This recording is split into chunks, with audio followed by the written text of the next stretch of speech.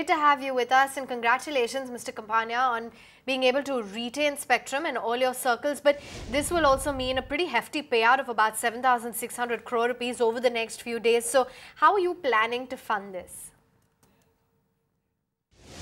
Thank you so much to ET Now for inviting me this morning on your show.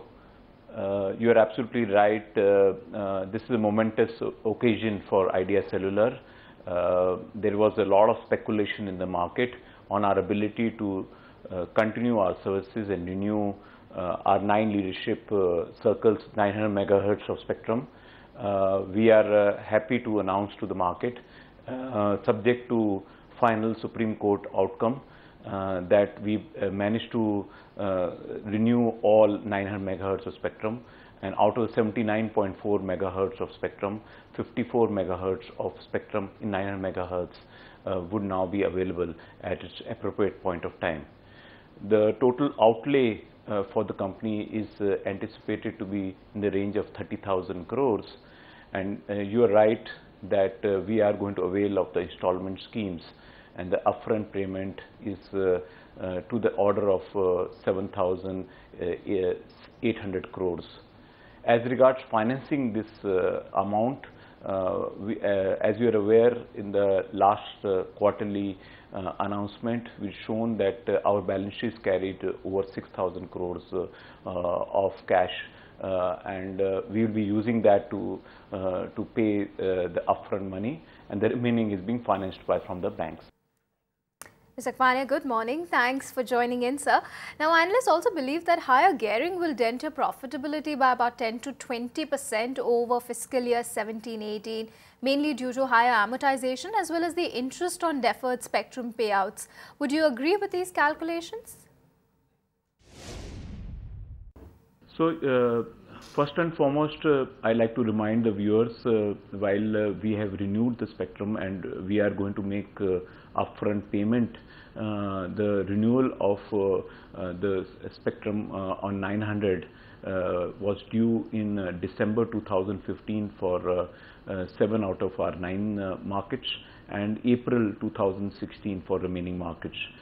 So till that period, we would be amortizing, we would be capitalizing the interest cost, and amortization will only begin from the period when the renewal of spectrum becomes due.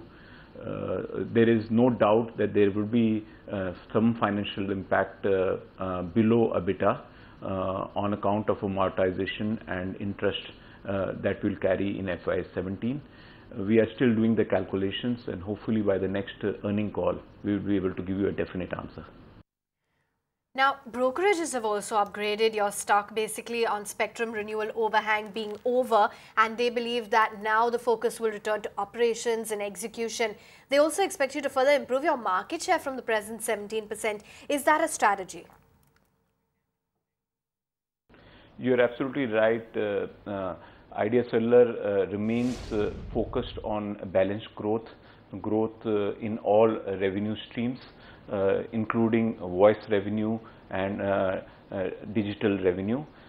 For us, we continue to believe that there is sufficient juice available in the mobile voice business, and additional 300 to 400 million customers who are currently not using mobile services will enter the category, and Idea Cellular wants to attract the maximum of them onto our network.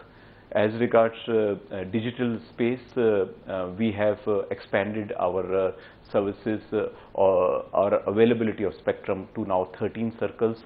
It covers about 80% of our total gross revenue, and there is going to be effort to expand our 3G services.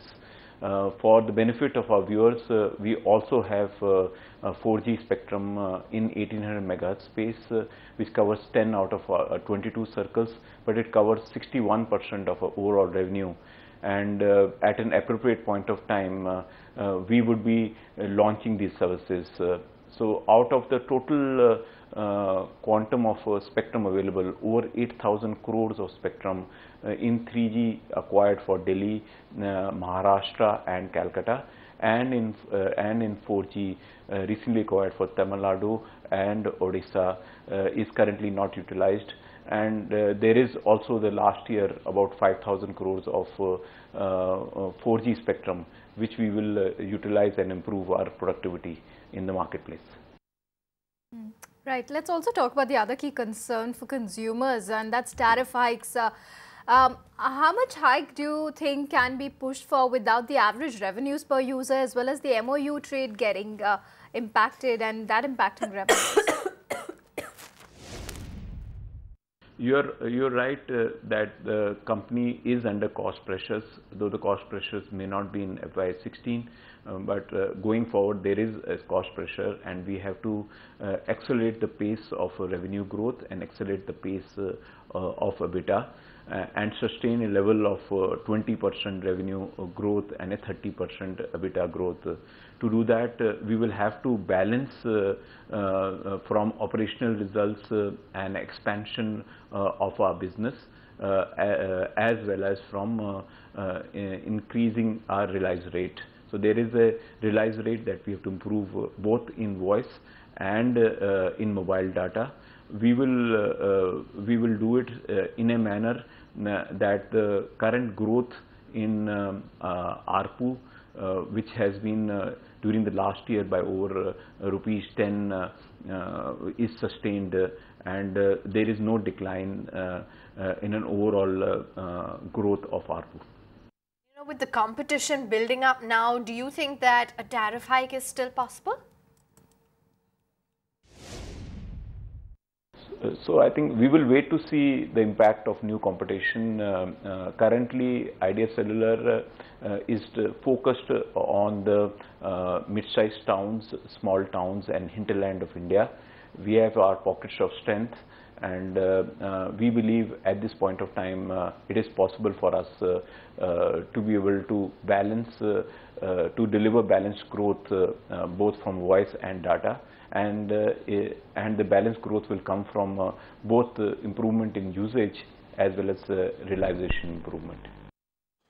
Let's also talk about you know, the net debt to EBITDA. That are you comfortable with that jumping to the 3.9 times? Is there any target to bring this down in the medium term? And what are the options then before the company? Is equity dilution a possibility, or is there some possibility of monetization of the Indus Towers stake also on the table? So you are absolutely right that net debt to EBITDA is going to rise.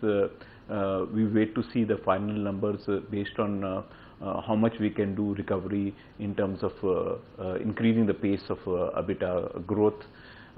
As regards specifically, do we need cash, which is a separate issue. While net debt to EBITDA is definitely high, our cash net debt to EBITDA will be of a completely different order. The reason to note is we have received, most of the financing is coming from Government of India, and there is a 2-year moratorium presently, and we don't have to make any payment of interest as well as any principal till FY18. Now, you're still missing 3G spectrum in 9 circles out of 22. Will you be looking at the next couple of auctions to consolidate the same? Premature to discuss future spectrum strategy. We have sufficient and more on our plate. As I explained to you that 13 out of our 22 circles we have 3G spectrum. For the benefit of your viewers, we should know that currently our 3G footprint only covers about 25 to 30,000 villages, while Idea's footprint on GSM covers 350,000 villages. So our current focus is to expand the coverage of 3G in the areas that we have currently 3G spectrum available. Find us on Facebook at facebook.com/ETNow, and don't forget to click the like button. You can also follow us on Twitter at ETNowLive. To stay updated with all our programming, hit the subscribe button on our YouTube channel by logging on to youtube.com/user/ETNow.